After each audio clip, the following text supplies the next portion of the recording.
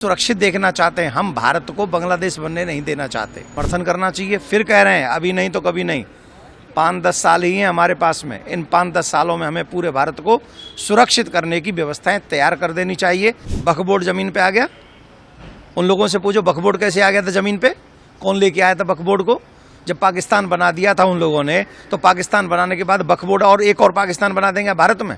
भारत में सनातन बोर्ड नहीं बन सकता, जमीन में नहीं उतर सकता, लेकिन वो वक्फ बोर्ड और ये सब बोर्ड बन जाएंगे। It's wrong. और याद रखें, बांग्लादेश में इस्कॉन के पुजारी का अरेस्टिंग होना ये भारत के लिए खतरे की घंटी है। संसद में शीतकालीन सत्र शुरू हो गया है और अभी शीतकालीन सत्र में वक्फ बोर्ड से जुड़ा बिल संसद में पेश किया जा सकता है। इस पर हंगामा होना तय माना जा रहा है।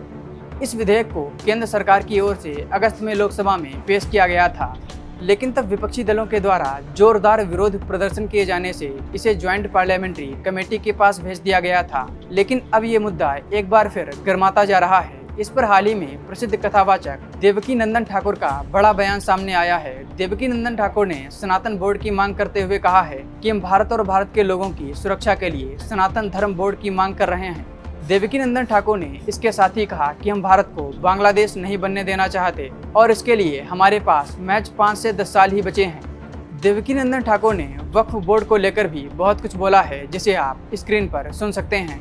देखिए, सनातन बोर्ड हमको इसलिए चाहिए क्योंकि हम अपने भारतवर्ष की सुरक्षा चाहते हैं, हम अपने भारतीय संस्कृति की सुरक्षा चाहते हैं, हम भारत माता की सुरक्षा चाहते हैं और वैदिक पौराणिक परंपराओं को, बच्चों की शिक्षा को, गौ माता को, इन सबको सुरक्षित देखना चाहते हैं। हम भारत को बांग्लादेश बनने नहीं देना चाहते।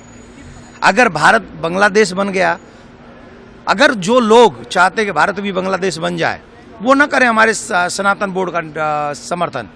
लेकिन जो चाहते हैं कि भारत बांग्लादेश न बने, पाकिस्तान न बने, अफगानिस्तान न बने, कश्मीर जैसी घटनाएं फिर न घटें, तो उन लोगों को सनातन बोर्ड हमें बनाकर देना चाहिए।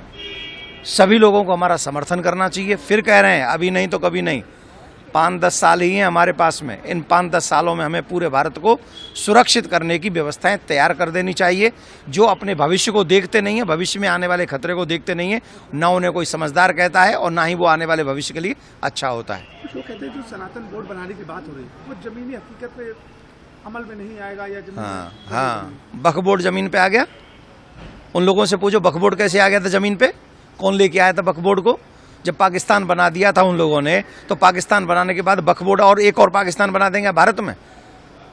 आपको हम पे डाउट करेंगे कि यहाँ पर सनातन बोर्ड नहीं बन सकता। भारत में सनातन बोर्ड नहीं बन सकता, जमीन में नहीं उतर सकता, लेकिन वो वक्फ बोर्ड और ये सब बोर्ड बन जाएंगे। It's wrong. हमें सनातन बोर्ड चाहिए। और जो बांग्लादेश में हो रहा है ना, अभी भी जो हिंदुओं की आवाज़ उठा रहे हैं, उनको अरेस्ट किया जा रहा है, ये सबसे बड़ा अधर्म है। और उन बांग्लादेशियों की, जो हमारे बांग्लादेशी हिंदू हैं, उनकी रक्षा के लिए, उनकी सुरक्षा के लिए भारत में भी और भारत के सभी लीडर्स को आवाज़ उठानी चाहिए। बांग्लादेश का नाम लिया आपने। बांग्लादेश में एक इस्कॉन के जो मंदिर पुजारी है जी, तो जिस तरह सरकार ने वहाँ अरेस्ट किया है, अब इसका मतलब ये है कि सरकार भी हिंदुओं के दमन में इन्वॉल्व है। इससे तो स्पष्ट होता है कि सरकार भी जो हिंदुओं को मिलकर आवाज़ उठाने की बात कर रहा है, उसे अगर सरकार अरेस्ट कर रही है तो इट्स कन्फर्म कि सरकार इन्वॉल्व है इस खेल में, हिंदुओं के दमन में सरकार इन्वॉल्व है। और अगर सरकार इन्वॉल्व है तो सुरक्षा कौन करेगा? यूएन को इसमें संज्ञान लेना चाहिए और भारत के सभी लीडर्स को इसका विरोध करना चाहिए और ऐसे लोगों को पनिशमेंट होनी चाहिए। सरकार पर भी दबाव डालना चाहिए जिससे वो हमारे हिंदुओं का दमन न कर सके। और याद रखें, बांग्लादेश में इस्कॉन के पुजारी का अरेस्टिंग होना ये भारत के लिए खतरे की घंटी है। ये भारत के लिए खतरे की घंटी है। यहाँ से जितने भी, इस देश में जितने भी बांग्लादेशी हैं जो गलत तरीके से रह रहे हैं, उन्हें भारत से बाहर करना चाहिए। एक आखिरी सवाल, संभल में जिस तरह से घटना हुआ, जिस तरह से बात हुआ, क्या कहना है? संभल में कैसे, किसने किया ये सब? संभल में कोर्ट का आदेश का पालन करने के लिए अगर एक जांच एजेंसी जाएगी तो उसका आप अतिक्रमण करेंगे, उसके ऊपर आक्रमण करेंगे, उसके ऊपर आप पत्थर बरसाएंगे। पहली एक तो जांच ये होनी चाहिए, इतने पत्थर आते कहाँ से हैं? ये पत्थरों की प्लानिंग क्या है? ये जानते क्या है? एक एक के 70 छत पे रखे हैं पत्थर। सबकी छत पे पत्थर हैं, तो वो तो इसकी तैयारी में है कि हमें पत्थर मारने। इतने पत्थर एक जगह पे कैसे आ जाएंगे बिना प्लानिंग के? तो उन लोगों को पकड़ो, चोर को नहीं, चोर की माँ को पकड़ो। एक बात ध्यान से सुने, ये भारत हमारी मातृभूमि है, इसकी मिट्टी में हमारा जन्म हुआ, इस मिट्टी में मर जाएंगे, लेकिन बाहरी कानून जो बाहरी प्रदेश देशों से आए हैं वो इस देश में नहीं चलने देंगे।